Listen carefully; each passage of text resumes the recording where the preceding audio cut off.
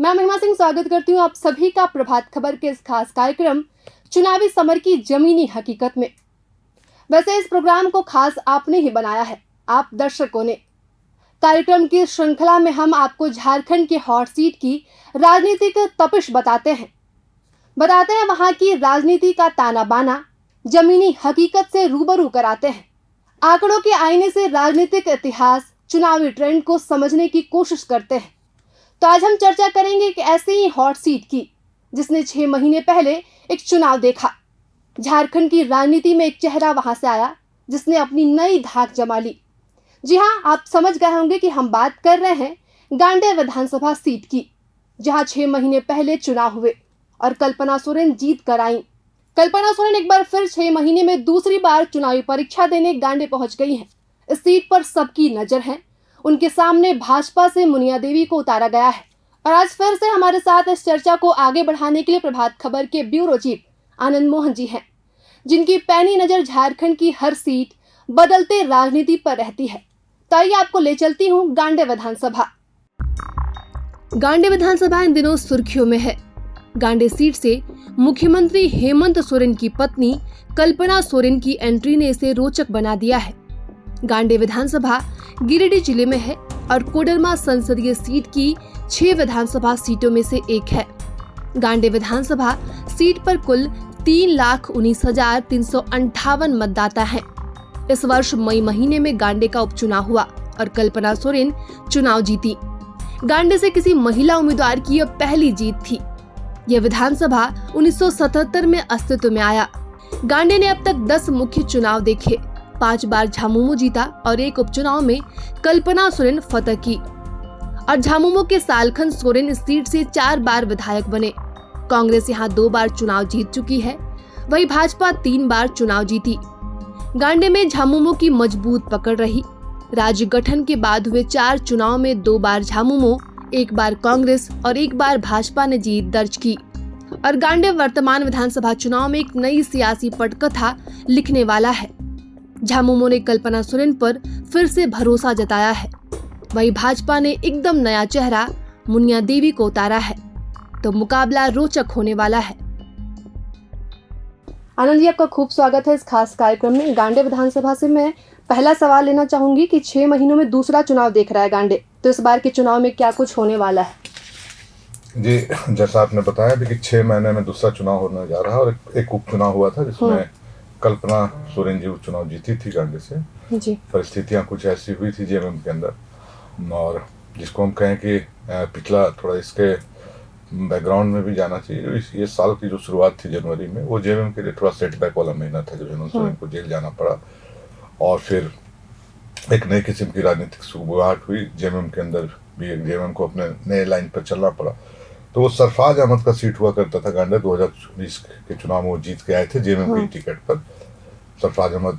तो वो सीट खाली कराया गया कल्पना सोरेन के लिए और फिर वहां पर उपचुनाव हुआ। और उस उपचुनाव में कल्पना सोरेन ने बहुत बढ़िया प्रदर्शन किया। 1,09,000 से ज्यादा वोट लेकर के आई। दिलीप वर्मा उनके सामने थे, भाजपा के उम्मीदवार। उनको भी 83-84 हजार वोट आया। तो लगभग 26-27 हजार के वोट से, मार्जिन वोट से कल्पना सोरेन निकली और झारखंड की राजनीति में एक नई धमक के साथ वो आई। और आज के दिन में आप देख ही रहे हैं कि एक एस्टैब्लिश लीडर हैं जेएमएम के, खासकर के इंडिया गठबंधन के मास्टर कैंपेनर हैं, स्टार कैंपेनर हैं। तो ये सारी चीजें गांडे में हुई और फिर 6 महीने के बाद फिर एक राजनीतिक मोड़ पर आकर के गांडे खड़ा है, जो इस बार विधानसभा का चुनाव है झारखंड का, और कल्पना सोरेन वहाँ पर उम्मीदवार है। तो वहाँ एक किस्म का इस बार भाजपा ने नए प्रत्याशी को उतार दिया है। मुनिया देवी उनका नाम है, जिला परिषद के अध्यक्ष है गिरिडीह से। तो भाजपा का वो वहाँ पर एक जो कल्पना की जो चुनौती है उसको स्वीकार करेगी। और ऐसा 2 दिनों के अंदर एक बड़ा उलटफेर हुआ है वहाँ, और जयराम को बड़ा सेटबैक लगा है गांडे से। उनके प्रत्याशी जो थे अकील अख्तर, वो उन्होंने अपना नामांकन वापस ले लिया और जेएमएम के पाले में चले गए। और एक दुखन अंसारी हैं वहां से, जो उन्होंने भी अपना तो जेएमएम अपनी मोहरे वहां पर चल रहा है। मतलब जो अल्पसंख्यक और जो वोट बैंक है खास करके इंडिया गठबंधन का, उसके जो भी रास्ते में आ रहे हैं उनको जेएमएम ने अपने तरीके से मना लिया है। तो अब सीधी लड़ाई आप गांडे में देखेंगे, मुनिया देवी वर्सेस कल्पना सोरेन जी। इसके साथ ही मैं दूसरा सवाल लेना चाहूँगी कि कितना खास ये सीट और दूसरी बार कल्पना सोरेन के लिए ये चुनाव कितना आसान हो सकता है? देखिए, चुनाव तो आसान कभी नहीं होता, ना पहली बार होता है ना दूसरी बार होता है। चुनाव चुनौतियों से ही भरा हुआ होता है। तो ये चुनाव दरअसल कल्पना सोरेन के जो पूरा राजनीतिक जो आगे बढ़ेंगी वो उसकी बड़ी परीक्षा ले रहा है। क्योंकि जो पहला चुनाव हुआ था तो उस पहले चुनाव में हेमंत सोरेन जेल में थे जी। और मोर्चे पर कल्पना सोरेन थी और एक वातावरण कल्पना सोरेन ने बनाने में वो सफल रही, खास करके पूरे कैंपेन के दौरान, कि हेमंत सोरेन के साथ अन्याय हुआ है।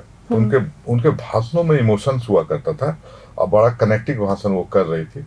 और मुझे लगता है कि थोड़ा सिंपैथी वाला वो चुनाव था। तो इस बार चीज़ें थोड़ी बदलेगी और इस बार पूरी राजनीतिक लड़ाई वाली चुनाव है। तो अब नए जेएमएम को भी अपना वहाँ मास्टर स्ट्रोक करना है कि किस तरह से करे। और जो कल्पना सोरेन ने वहाँ अपनी जीत दर्ज कराई थी पिछले बार बड़ा ही बड़े मार्जिन से, तो जीत को बरकरार रखने के लिए उस तरह से चीज़ें वहाँ जेएमएम को करनी पड़ेगी नए तरीके से। तो इस बार का चुनाव जो है तो थोड़ा ज़्यादा चुनौती भरा है।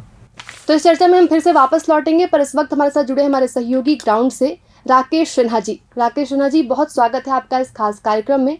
आपसे भी हम कुछ जवाब लेना चाहेंगे। पहला सवाल कि इस बार मुद्दे क्या है वहाँ पे और किन मुद्दों पर लोग वोट कर रहे हैं?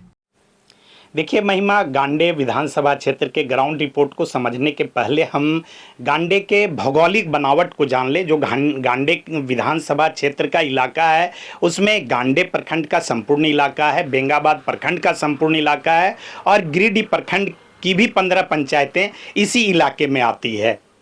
अगर हम यहाँ के चुनावी मुद्दों की बात करें तो अलग अलग राजनीतिक दलों ने अलग अलग प्राथमिकताएं तय कर रखी है और उसके अनुसार क्षेत्र में चुनावी मुद्दों की घोषणाएं हो रही है, तरह तरह की घोषणाएं की जा रही है।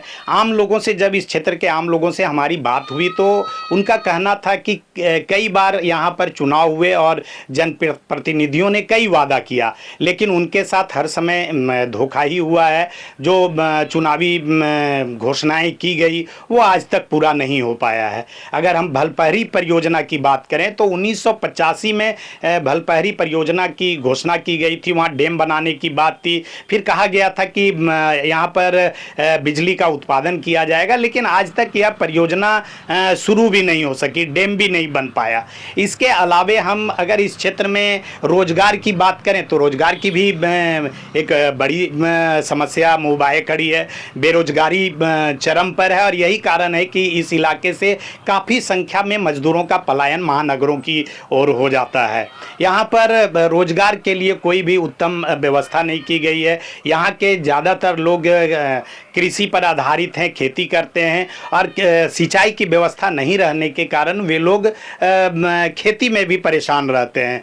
बारिश जो होती है, बारिश आधारित खेती यहाँ किया जाता है, जिसके कारण किसानों को उसका व्यापक लाभ जो मिलना चाहिए वो नहीं मिल पाता है। इसी तरह पिछले चुनावों में घोषणा की गई थी कि इस इलाके में महिला पॉलिटेक्निक कॉलेज बनाया जाएगा, लेकिन आज तक महिला पॉलिटेक्निक कॉलेज की शुरुआत नहीं हो सकी है। बताया गया कि 15 वर्षों से यहाँ भवन बनकर तैयार है, लेकिन आज तक इस योजना को चालू नहीं किया जा सका है। इसी तरह सड़क की योजना की हम बात करें तो कई गांव मुख्य सड़क से आज भी कटा हुआ है। कई गांव बारिश के दिनों में टापू की ज़िंदगी वहां के लोग जीने को विवश हो जाते हैं। अगर हम पानी की बात करें तो पेयजल की भी काफ़ी समस्या है। इलाके में जल जीवन मिशन से घर घर नल पहुंचाने की योजना की शुरुआत की गई है, लेकिन अभी तक 30% लोगों के घर में भी पानी नहीं पहुंच सका है। जल जीवन मिशन में भ्रष्टाचार चरम पर है, धांधली चल रही है। उसके अलावे कई केंद्र सरकार की और राज्य सरकार की योजनाएं भी चल रही है, लेकिन भ्रष्टाचार की शिकायतें लगातार मिल रही है। लोगों का कहना है कि इस पर ना ही सरकार विशेष ध्यान दे रही है, ना ही जिला प्रशासन ध्यान दे पा रही है। इस इलाके में कुल वोटरों की संख्या लगभग 3,20,000 है, जो इस बार के विधानसभा चुनाव में अपने अपने मत का प्रयोग करेंगे। जनप्रतिनिधियों ने व्यापक पैमाने पर जनसंपर्क अभियान शुरू कर दिया है। अलग अलग राजनीतिक दल के लोग फिर क्षेत्र में घूम रहे हैं और अपने अपने स्तर से लोगों से वादे कर रहे हैं, लेकिन अभी भी मतदाताओं में मतदान को लेकर कोई विशेष रुझान नहीं देखा जा रहा है। तो इस चर्चा को आगे बढ़ाते हुए हम इसमें वापस लौट आए हैं। अनमोहन जी, आपसे अगला सवाल होगा कि पिछले 1 वर्षों में कल्पना सोरेन झामुमो का बड़ा चेहरा बनकर उभरी हैं, तो कम दिनों में ही उन्होंने राजनीति का हुनर सीख लिया और आने वाले दिनों में उनकी क्या भूमिका देखने को मिल सकती है?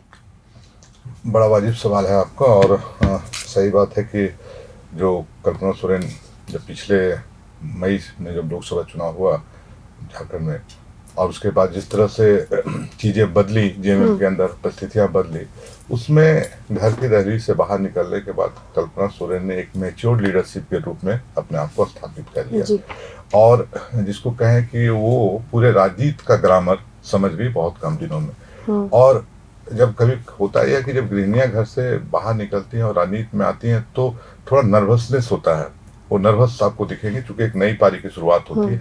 तो कल्पना सोरेन वैसा कहीं पर भी नहीं था। उनके साथ पूरा जो उनका लोकसभा का कैंपेन देखिए, या जहां पर भी अब वो बड़े बड़े सभाओं को संबोधित की, इंडिया गठबंधन का दिल्ली और मुंबई में जो सभा हुआ उसमें बड़े नेताओं के साथ शिरकत की, तो बड़ा ही मैच्योर्ड भाषण और संवाद संप्रेषण, जिसको कहें कि कनेक्ट होना आम लोगों से, वो कल्पना सोरेन के हुनर में है और दिखता है। और सबसे जो मुझे उनके कैंपेन को कवर करते हुए मैंने जो देखा, बड़ा सकारात्मक नोट का वो भाषण करती हैं। बहुत कड़वे अंदाज उनके नहीं हैं, बहुत सलीका भरा अंदाज है, बड़ी मर्यादित शब्दों के साथ वो कैंपेन करती हैं, और जिसको कहें कि बहुत कल्चर्ड महिला वो दिखती हैं। तो उस पूरे चीज़ों को अगर आप देखेंगे तो जो कल्पना सोरेन का जो भाषण होता है, उसका जो पैटर्न्स होता है, उसमें बहुत झारखंडी कूट होता है, बहुत लोकल कूट होता है, भाषाओं की उनकी बहुत मजेदार पकड़ है। तो एक नेता के रूप में स्थापित हो गई है। अब आप पूछ रहे हैं कि आगे की क्या भूमिका होगी,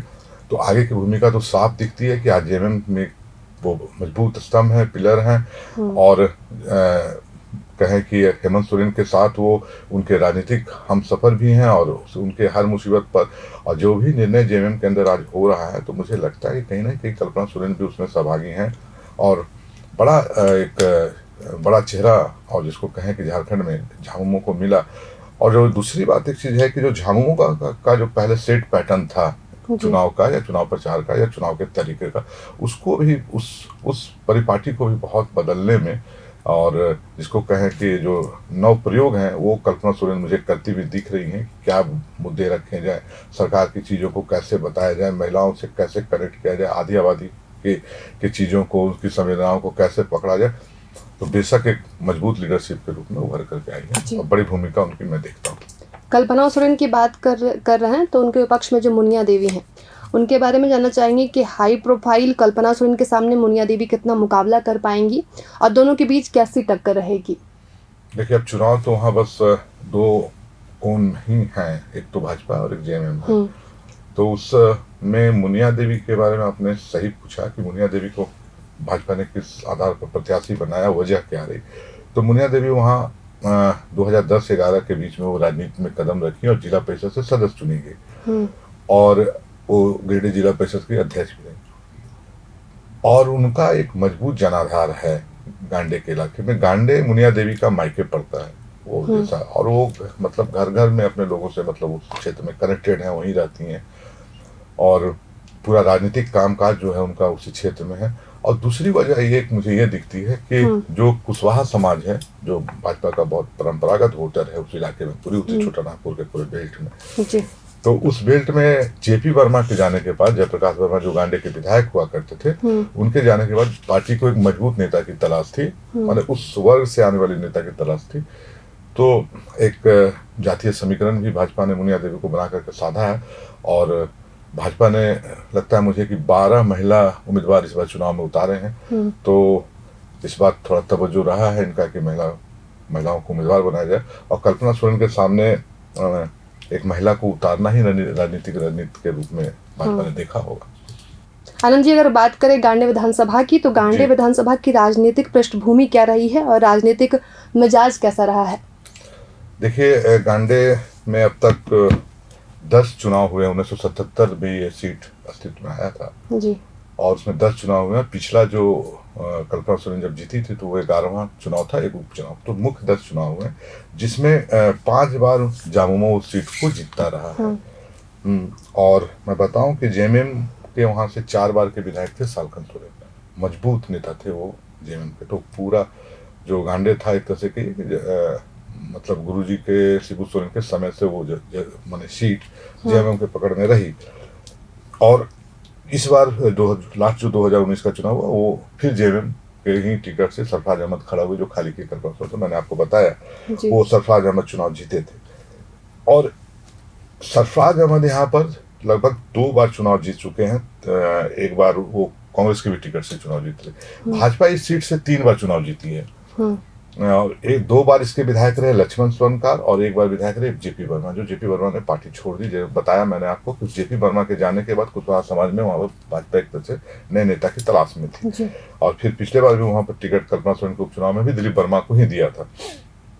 तो अब इसको थोड़ा सा हम कि बोले, आपने पूछा कि मिजाज कैसा रहा, तो मिजाज तो यहाँ इंडिया गठबंधन की का अगर अलायंस देखें, कांग्रेस भी यहाँ से जीतते रही तो जेएमएम और कांग्रेस के लिए सीट रही शुरू में।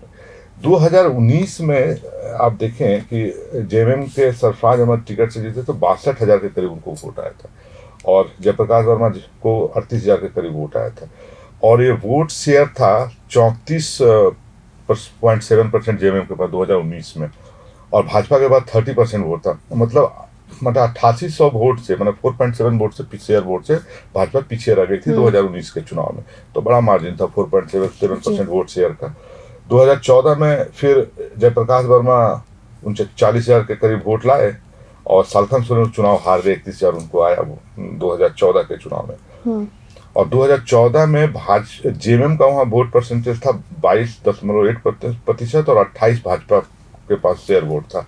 और लगभग 10,000 वोट में 6.8 वोट से भाजपा बढ़त में थी 2014 के बाद। 2014 दरअसल नरेंद्र मोदी का लहर था तो जयप्रकाश वर्मा को उसमें भी मदद मिली होगी जीतने में।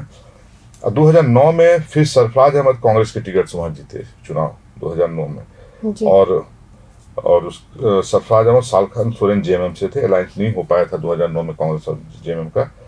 और 2005 में सालखन सोरेन फिर जीते और सरफराज अहमद राजद से जीते। तो सरफराज अहमद ने वहाँ 3 चुनाव लड़ा, एक बार राजद के टिकट से, एक बार कांग्रेस के टिकट से और एक बार जेएमएम के टिकट से पिछला चुनाव। तो आप देखें कि राजनीतिक मिजाज तो यही है कि ये टक्कर वाली सीट है और नहीं ऐसा भी कर सकते इसमें सीट को भाजपा ने निकाला है 3-3 बार।